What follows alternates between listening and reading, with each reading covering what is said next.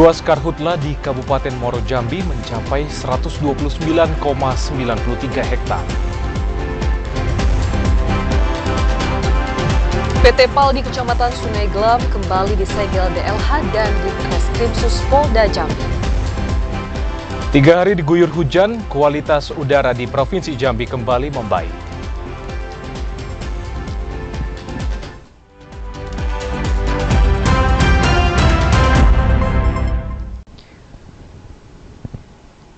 Assalamualaikum warahmatullahi wabarakatuh. Terima kasih Anda masih setia menyaksikan Jambi hari ini edisi Sabtu 21 Oktober 2023. Dan selain 3 topik utama tadi, redaksi kami juga telah menyiapkan sejumlah informasi penting dan menarik lainnya untuk Anda. Bersama saya Dapot Silalahi. Dan saya Omil Hayadi, inilah Jambi hari ini selengkapnya.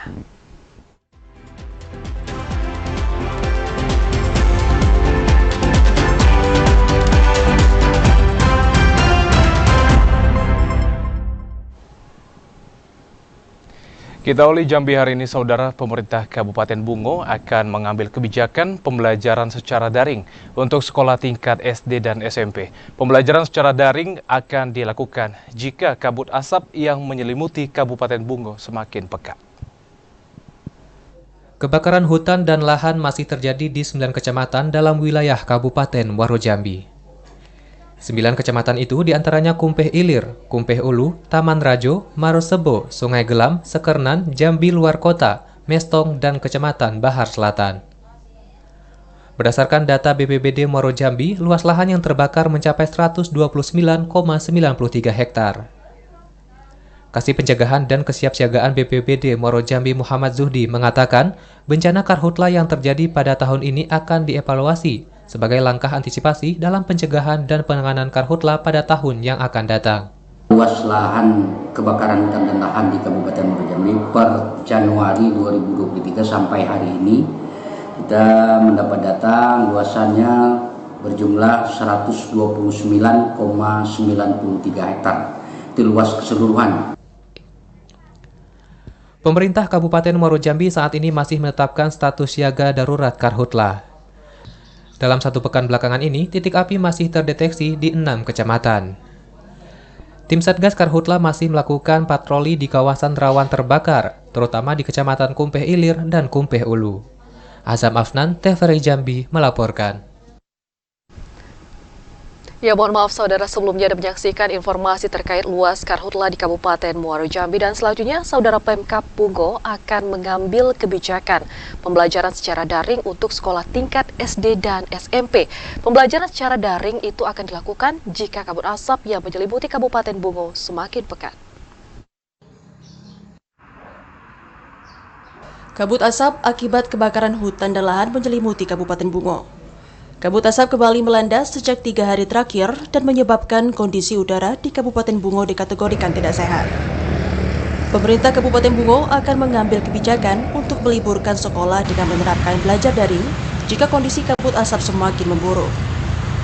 Wakil Bupati Bungo Safrudin Dwi Aprianto mengatakan, sejauh ini Pemkab Bungo belum meliburkan sekolah. Pemerintah masih memberikan himbauan agar anak sekolah mengurangi aktivitas di luar kelas. Hal ini juga sudah disampaikan kepada Dinas Pendidikan. Jika kondisi terus memburuk, maka akan meliburkan siswa dengan tetap belajar daring di rumah. Pihak sekolah diminta terus menjaga anak didik agar tetap di kelas saat jam belajar maupun jam istirahat. Kondisi cuaca kita di Bungo, yang jelas pemerintah Kabupaten Bungo lewat OBD terkait terus mengadakan pemantauan terhadap kualitas udara, dan itu akan kita koordinasikan dengan Dinas Pendidikan Kebudayaan. Yang jelas sekarang kita terus pantau bagaimana kondisi di lapangan. Nah, kemarin juga sempat kita membuat kebijakan kita belajar daring, tapi ternyata orang tua juga banyak protes gitu kan. Yang jelas kemarin kita koordinasi dengan Pak Kades Pendidikan Kebudayaan, mereka juga akan mengatur mungkin aktivitas di sekolah. Pemerintah Kabupaten Bungo juga mengimbau masyarakat agar tetap menggunakan masker saat beraktivitas di luar ruangan. Kondisi kabut asap dan udara tidak sehat dapat menyebabkan gangguan kesehatan, terutama penyakit saluran pernafasan. Nupriandi, TVRI Jambi melaporkan. Sementara itu, saudara, beberapa hari diguyur hujan, kualitas udara di Provinsi Jambi kembali membaik setelah sebelumnya masuk kategori tidak sehat. Namun kendati demikian, saudara, masyarakat tetap diminta mewaspadai potensi memburuknya kualitas 3 udara. hari diguyur hujan, kualitas udara di wilayah Provinsi Jambi Karhutla, Sumatera Selatan menyentuh kategori tidak sehat akibat kabut asap karhutla. Kepala Dinas Lingkungan Hidup Provinsi Jambi, Varial Ahdi Putra mengatakan, membaiknya kondisi udara sudah mulai terasa sejak 18 Oktober 2023 setelah hujan kembali mengguyur wilayah Jambi. Berdasarkan data ISPU KLHK, pencemaran udara di Provinsi Jambi kini berfluktuasi di kategori sedang atau berada pada warna biru. Kualitas udara ini diperkirakan bisa semakin membaik hingga kategori sehat atau berada pada warna hijau jika hujan masih kembali terjadi. Namun demikian, Varial menekankan, potensi memburuknya kualitas udara akibat kabut asap kiriman dari Provinsi Sumatera Selatan masih harus tetap diwaspadai. Pasalnya, kualitas udara di provinsi tetangga masih dalam kategori tidak sehat akibat karhutla. Kondisi tersebut akan terus berdampak ke Provinsi Jambi karena hembusan angin dari tenggara masih mengarah ke wilayah Jambi. Jadi kondisi udara sekarang ini alhamdulillah ya, karena hujan, jadi ISPU kita, kondisi udara kita menjadi sehat berkat adanya hujan ini. Namun kita juga harus tetap waspada ya dengan kondisi El Nino yang belum berakhir ini, kalau menurut informasinya seperti itu. Berdasarkan data ISPU KLHK, kualitas udara di wilayah Provinsi Jambi pada 21 Oktober 2023 pagi berada di angka 77 atau masuk pada kategori sedang khususnya pada parameter PM2,5. Randy Arta, TVRI Jambi melaporkan. Sementara itu, saudara, berdasarkan hasil pengukuran kualitas udara di Kabupaten Batanghari sejak Jumat hingga saat ini berangsur membaik. Membaiknya kualitas udara itu ditunjukkan dengan grafik ISPU yang mengalami penurunan. Sejak diguyur hujan dengan intensitas sedang hingga lebat, membawa dampak positif terhadap kualitas udara di Kabupaten Batanghari. Guyuran hujan berdampak terhadap penurunan indeks standar pencemaran udara dari sebelumnya 81 menjadi 73 atau dengan kategori sedang.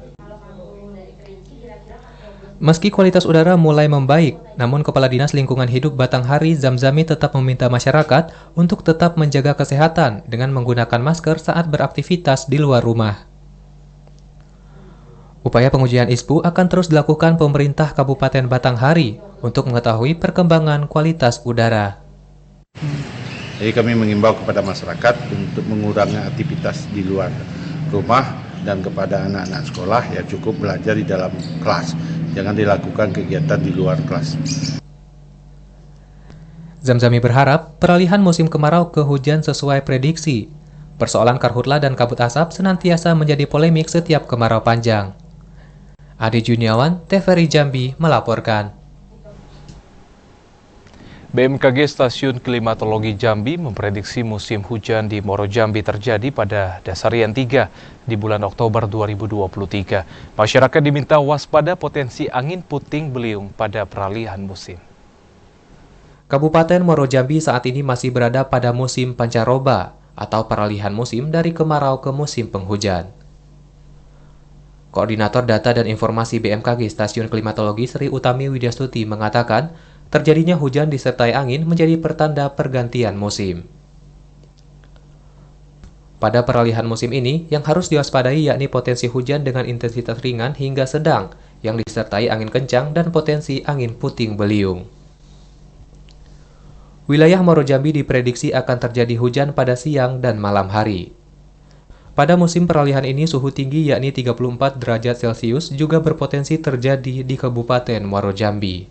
Sekarang ini kondisi di Muaro Jambi sedang berada pada masa peralihan dari musim kemarau ke musim hujan. Sejak kapan Bu peralihan ini? Masa peralihannya sudah dimulai sejak di awal Oktober. Badan Meteorologi, Klimatologi, dan Geofisika Stasiun Klimatologi Jambi juga memprediksi awal musim penghujan di Kabupaten Muaro Jambi akan jatuh pada Dasarian 3 Oktober bulan ini. Musim hujan secara serentak terjadi di 11 kecamatan di Kabupaten Muaro Jambi. Azam Afnan, TVRI Jambi melaporkan.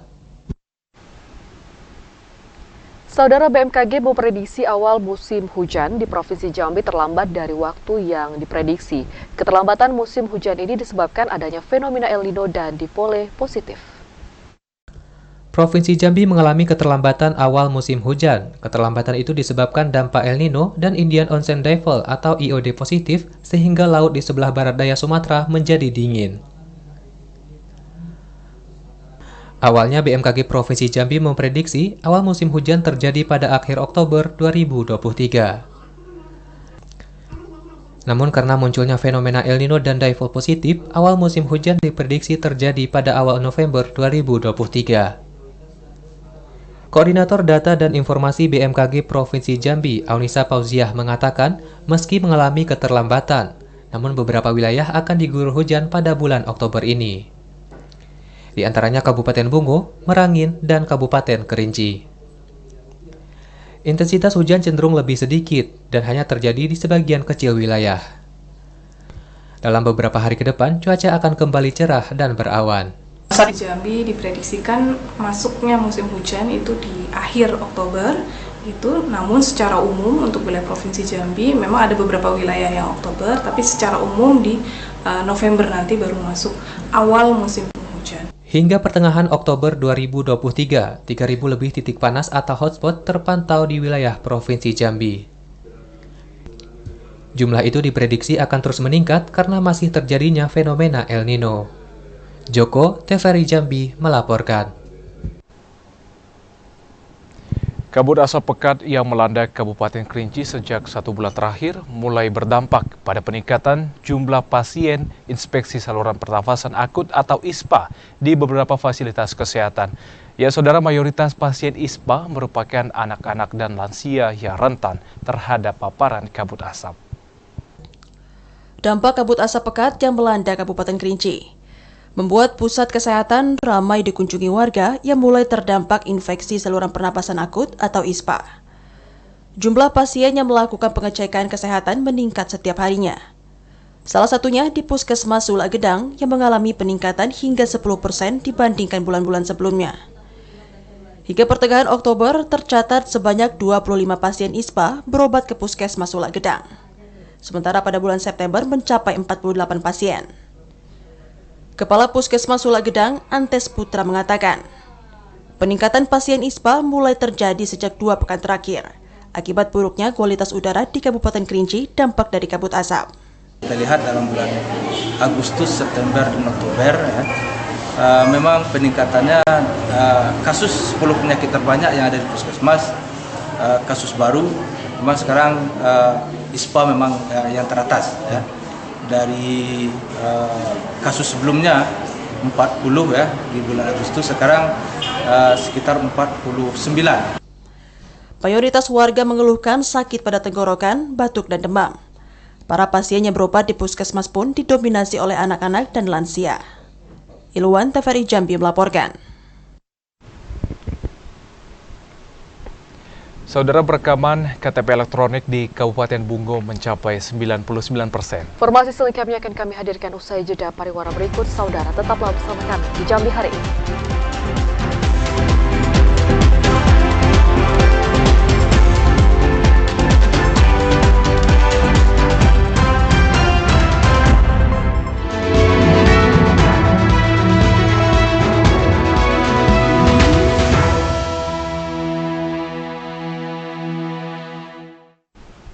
Anda kembali bersama kami, saudara, dan kita menuju pemilu 2024. Untuk mendukung pelaksanaan pemilu tahun 2024, Dinas Kependudukan dan Pencatatan Sipil Disdukcapil Bungo mencatat perekaman KTP elektronik sudah mencapai 99%.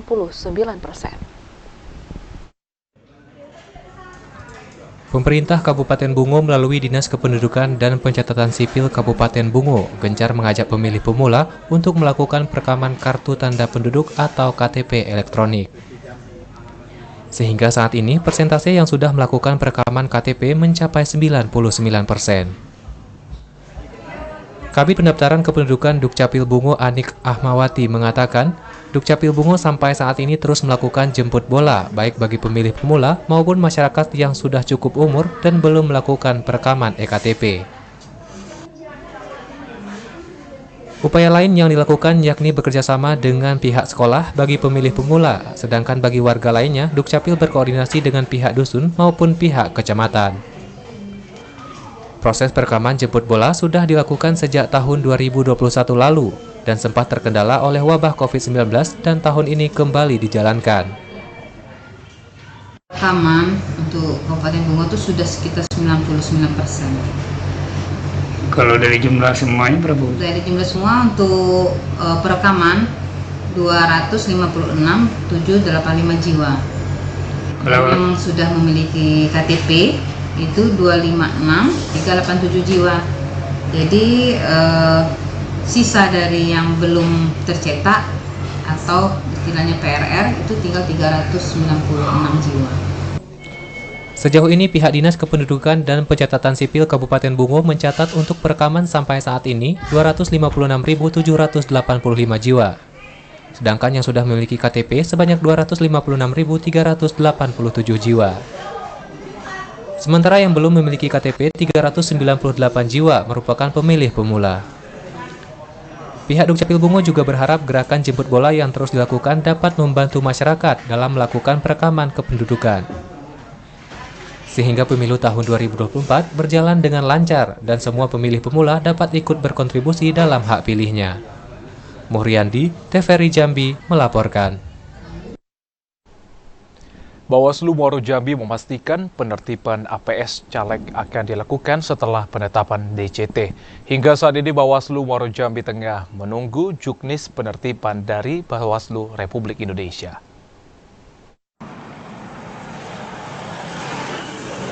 Menyikapi banyaknya alat peraga sosialisasi baik berupa banner, baliho, dan spanduk calon legislatif, Bawaslu Muaro Jambi memastikan penertiban APS dapat dilakukan setelah penetapan daftar calon tetap atau DCT. Penetapan DCT dijadwalkan pada 3 November 2023 mendatang.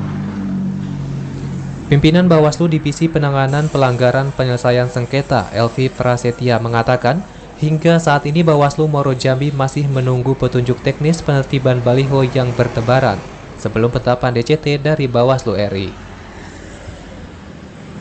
Ya, jadi tidak ada legalitas kita juga untuk menjustifikasi bahwasanya itu adalah alat peraga kampanye. Karena memang DCT belum ada. Jadi kemungkinan besar setelah DCT tanggal 3 November kita menunggu juknis dari Bawaslu RI maupun Bawaslu Provinsi untuk menertibkan ya baliho dan spanduk yang ada. Intinya kita masih menunggu juknis dari Bawaslu RI dan Bawaslu Provinsi. Elvi Prasetya menegaskan, pemasangan alat peraga kampanye atau APK calon legislatif dimulai pada 28 November mendatang.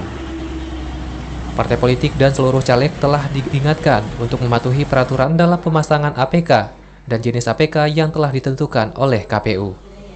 Azam Afnan, TVRI Jambi, melaporkan. Saudara, jelang masa kampanye, Polres Batanghari mulai melakukan sosialisasi kepada peserta pemilu. Peserta pemilu diimbau agar dapat berpartisipasi menjaga Kamtibmas untuk mewujudkan pemilu damai. Jajaran Polres Batanghari mulai gencar memberikan imbauan dengan cara mensosialisasikan pemilu damai.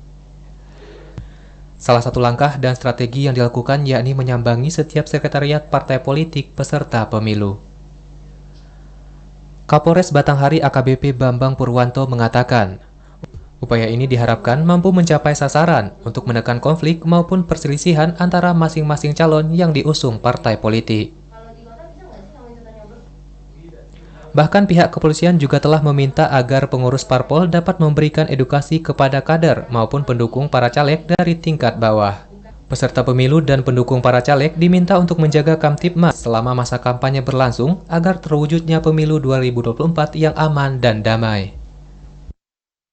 Batanghari kita sosialisasi dan silaturahmi ke partai-partai politik. Untuk sementara ini sudah 5 partai politik. Berarti semua parpol akan kita Semua parpol nanti kita datangi. Kemarin kita datangi sosialisasi dan silaturahmi. Apa yang penekanan kita terhadap partai politik, Pak? Kalau penekanan laksanakan mungkin kampanye nanti ya jangan di luar koridor lah. AKBP Bambang Purwanto mengimbau peserta pemilu untuk menghindari potensi pelanggaran dengan melepas atau tidak memasang alat peraga di zona larangan seperti kantor pemerintahan daerah, Polres atau lembaga vertikal lainnya, tempat ibadah dan sekolah. Ade Juniawan, TVRI Jambi melaporkan.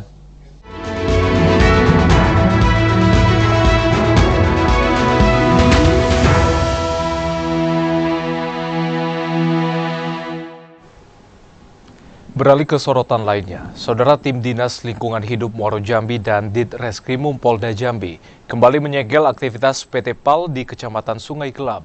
Penyegelan dilakukan karena PT PAL terbukti melanggar aturan limbah perusahaan dan menerima buah sawit hasil curian. Tim DLH dan Ditreskrimsus Polda Jambi mendatangi PT Prosinvek Agro Lestari di kawasan Sungai Gelam, Kabupaten Muaro Jambi. Tim kembali memasang segel yang sebelumnya dibuka paksa perusahaan. 5 segel yang sebelumnya disebar di sejumlah titik di perusahaan dirusak dan perusahaan kembali beraktivitas. Penyegelan kembali ini karena perusahaan belum memenuhi kewajiban dari sanksi yang diberikan. Kalinya oleh LHK dikarenakan penyegelan yang pertama dibuka paksa, sehingga dari LHK juga membuat laporan kepada kami. Kami datang ke sana membackup mereka yang memastikan kegiatan penyegelan yang dilaksanakan oleh LHK berjalan dengan aman. Penyegelan ini dilakukan karena pihak perusahaan melanggar aturan limbah. Selain itu, perusahaan ini juga sedang dalam proses penyelidikan polisi karena menerima buah sawit hasil pencurian. Ari Haryono, TVRI Jambi melaporkan. Informasi lainnya, saudara, kasus kekerasan anak dan perempuan di Provinsi Jambi meningkat. Hingga awal Oktober tahun 2023, UPTD Perlindungan Perempuan dan Anak menerima 295 laporan kasus kekerasan. 6 diantaranya merupakan kasus eksploitasi anak. Kasus kekerasan terhadap anak dan perempuan di Provinsi Jambi masih marak terjadi. Hingga awal Oktober 2023, UPTD Perlindungan Perempuan dan Anak menerima 295 laporan kasus kekerasan terhadap anak dan perempuan. Jumlah kasus itu didominasi kekerasan seksual, sementara 6 kasus lainnya merupakan kasus eksploitasi anak. Kepala UPTD Perlindungan Perempuan dan Anak Asino Prini mengatakan, kasus perdagangan anak yang dilaporkan itu masih dalam proses jalur hukum. 2 kasus diantaranya di Polda Jambi dan 4 kasus lainnya di Kabupaten Tanjung Jabung Timur. Kalau eksploitasi anak belum ada, tapi kalau kasus-kasus yang lain kayak kekerasan seksual itu banyak gitu ya. Tapi mungkin kayak anak digunakan sebagai misalnya ya kayak perdagangan orang ya, anak-anak kita yang digunakan untuk dijual itu ada. Tapi kalau eksploitasi langsung di lampu merah susah Mas, karena itu kan orang tuanya ada ya di situ. Kalau kita deketin mereka kabur dan jarang sekali melapor. Asino Priani menambahkan, untuk mencegah terjadinya eksploitasi anak, keluarga memiliki peran sentral dalam mengawasi anak. Joko Lebri, TVRI Jambi melaporkan. Akabri Angkatan 91 menggelar bakti sosial dalam rangka 32 tahun mengabdi. Pada kegiatan bakti sosial tersebut, bakti sosial pencegahan stunting diserbu ratusan anak-anak. Bakti sosial alumni Akabri Angkatan 91 digelar di salah satu hotel di kawasan Broni, Kota Jambi. Baksos yang digelar terdiri dari sunatan massal, donor darah, pengecekan kesehatan, dan upaya pencegahan stunting. Pada baksos pencegahan stunting, ratusan warga rela mengantri untuk mendapatkan pelayanan. Anak-anak mulai dari bayi hingga balita diperiksa kondisinya, mulai dari berat, lingkar badan, dan tinggi badan oleh tenaga medis. Setelah diperiksa, anak-anak mendapatkan vitamin dan obat-obatan yang membantu tumbuh kembangnya. Kapolda Jambi Irjen Pol Rusdi Hartono yang merupakan alumni Akabri Angkatan 91 mengatakan, baksos ini merupakan bentuk 32 tahun pengabdian Akabri di masyarakat. Yang jelas memang sejalan sekali karena memang ada target-target tertentu khususnya di Provinsi Jambi ini untuk penurunan stunting itu sendiri. Ini terus kita berjalan dengan instansi terkait, TNI, Polri, instansi terkait bersama-sama untuk terus menangani masalah stunting yang tentunya ini sangat berpengaruh terhadap generasi muda, generasi penerus bangsa ini ke depannya. Diharapkan dengan adanya baksos ini, masyarakat dapat menerima manfaat dengan kehadiran alumni Akabri 91. Kegiatan bakti sosial ini juga akan kembali digelar sebagai bentuk pelayanan Polri dan TNI kepada masyarakat. Hari Haryono, TVRI Jambi melaporkan. Usai jeda, kami akan kembali dengan sejumlah informasi penting dan menarik lainnya. Di antaranya PJ Bupati Mukti Said apresiasi pelatihan drone di Kabupaten Merangin. Informasinya selengkapnya.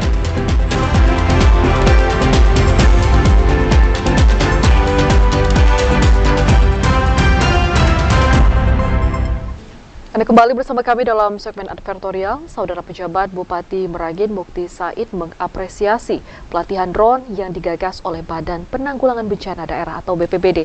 Teknologi drone merupakan salah satu alat untuk mendeteksi bencana lebih cepat.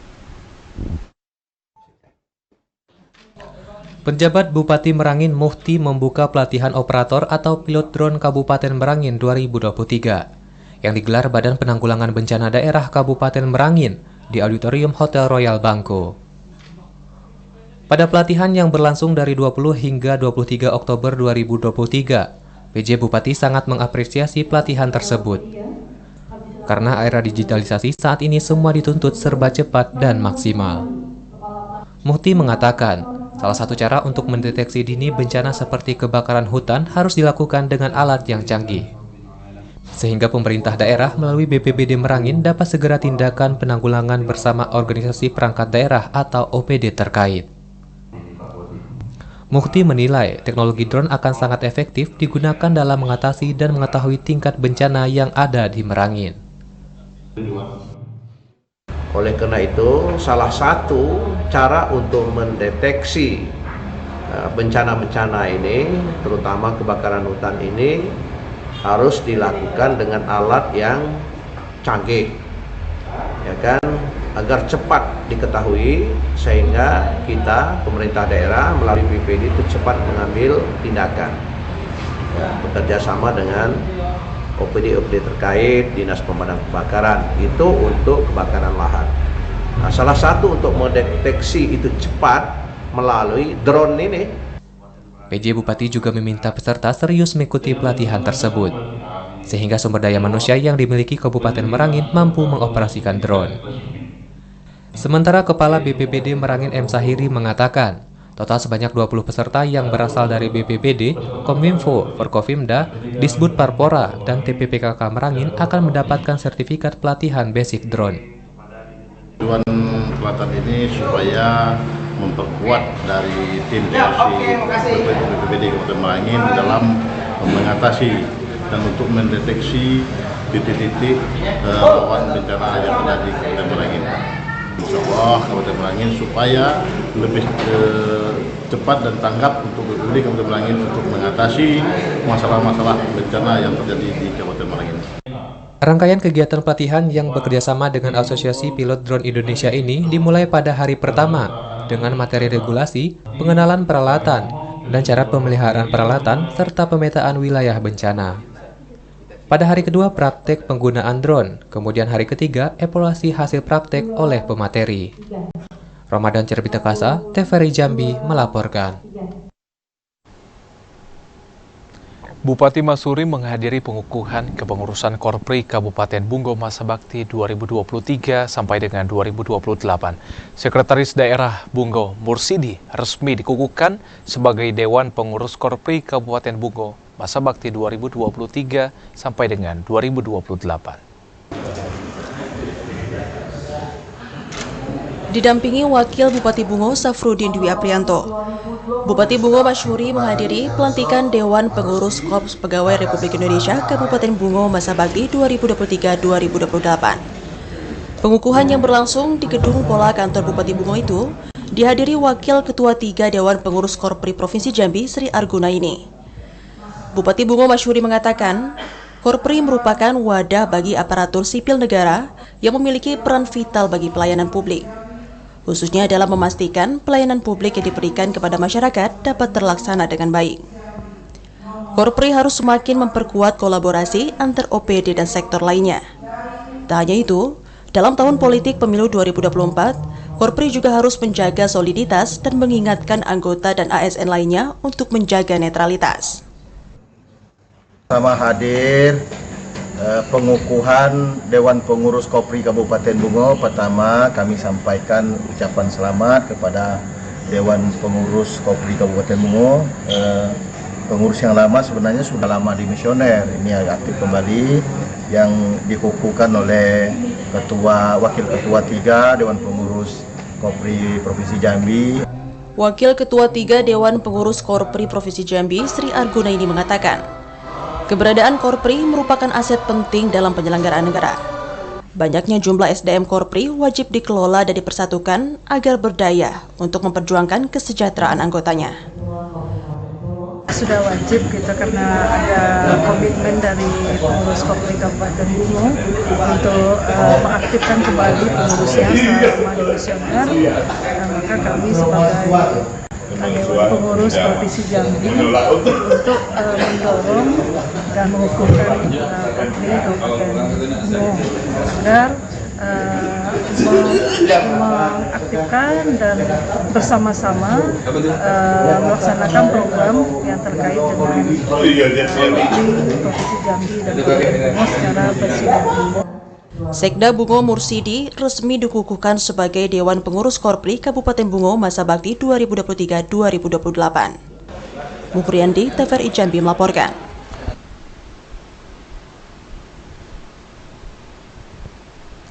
Wakil Gubernur Abdullah Sani sampaikan jawaban pemerintah Provinsi Jambi terkait pemandangan umum RAPBD 2024. Informasi selengkapnya akan kami hadirkan usai jeda, tetaplah bersama kami.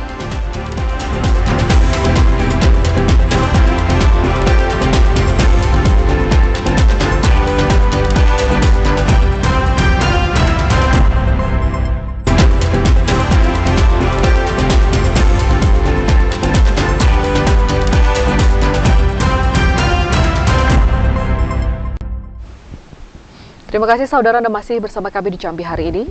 Pemerintah Provinsi Jambi melalui Wakil Gubernur Jambi Abdullah Sani secara resmi menyampaikan jawaban pemerintah terhadap pemandangan umum fraksi Dewan tentang rancangan APBD tahun anggaran 2024.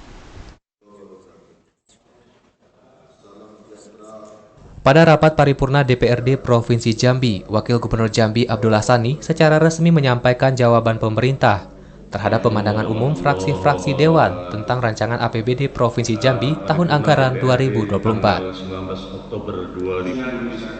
Wakil Gubernur mengatakan, postur APBD tetap dirancang untuk pro rakyat. Hal ini termasuk dalam anggaran Dumisake yang tetap diprioritaskan untuk menurunkan kemiskinan di Provinsi Jambi.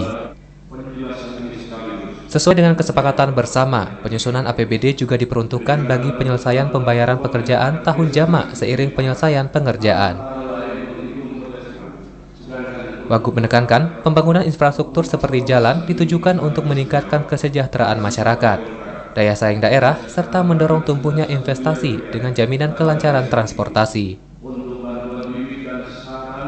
Mengenai minimnya anggaran daerah, akan disikapi pemerintah dengan mendorong perangkat daerah agar mampu menyusun program tepat waktu dan tepat sasaran agar lebih maksimal. Belanja pendidikan dan kesehatan yang merupakan mandatory spending akan tetap diprioritaskan untuk tahun 2024. Alokasi belanja pada bidang pendidikan disediakan sebesar 1,34 triliun rupiah atau sebesar 26,94%. Sedangkan untuk belanja kesehatan dialokasikan 480,41 miliar rupiah atau sebesar 11,26%. Progres setelah peningkatan kesejahteraan rakyat dan dibutuhkan oleh masyarakat, di mana kelancaran transportasi akan mengurangi beban biaya logistik yang dikeluarkan oleh masyarakat, serta meningkatkan daya saing daerah sehingga pada akhirnya insya Allah meningkatkan daya saing investasi di daerah ini. Pada rancangan APBD tahun anggaran 2024, Pemprov Jambi memproyeksikan pendapatan daerah sebesar 4,62 triliun rupiah. Sementara untuk rancangan belanja daerah diproyeksikan sebesar 4,98 triliun rupiah dengan catatan defisit senilai 354 miliar rupiah. Randy Arta, TVRI Jambi melaporkan. Saudara, penerimaan pegawai pemerintah dengan perjanjian kerja atau P3K Batanghari masuk dalam tahap seleksi administrasi. Bupati Batanghari mengingatkan kepada para pelamar untuk mempersiapkan diri. untuk mengikuti seleksi P3K tersebut. Bupati Batanghari Muhammad Fadil Arif mengatakan, tahapan penerimaan pegawai pemerintah dengan perjanjian kerja atau P3K di Batanghari sudah memasuki seleksi administrasi berkas pelabar. Setiap peserta yang mengikuti tes P3K harus mempersiapkan diri dalam menjalani setiap tahapan seleksi. Penerimaan P3K ini transparan dan tidak ada tebang pilih. Hal itu dilakukan demi mendapatkan P3K yang memiliki integritas sekaligus berkompeten sesuai bidang keahlian yang dimiliki. Pemerintah sangat berharap adanya kontribusi besar dari P3K terhadap pembangunan di daerah. Dan untuk anak-anak kawan-kawan, adik-adik honorer, supaya mempersiapkan diri untuk mengikuti ujian online atau CAT-nya. Karena negara juga perlu pegawai yang kompeten. Jangan sampai mereka merasa kenal dengan bupati ya aman-aman saja, tidak begitu. Jadi kenal tidak kenal, bagaimana mereka mempunyai kontribusi besar untuk memberikan pelayanan terbaik bagi masyarakat Kabupaten Batanghari. Kedepan pemerintah kabupaten akan tetap berupaya mengajukan pengangkatan honorer menjadi P3K dari masing-masing formasi yang dibutuhkan, dengan tetap menyesuaikan kekuatan anggaran daerah. Ade Juniawan, TVRI Jambi melaporkan. Ya, saudara, informasi tadi sekaligus menutup perjumpaan kita di Jambi hari ini. Terima kasih atas perhatian dan kebersamaan Anda. Saya Omel Hayadi. Dan saya Dapot Silalahi bersama dengan kerabat kerja yang bertugas pamit undur diri. Wassalamualaikum warahmatullahi wabarakatuh dan sampai jumpa.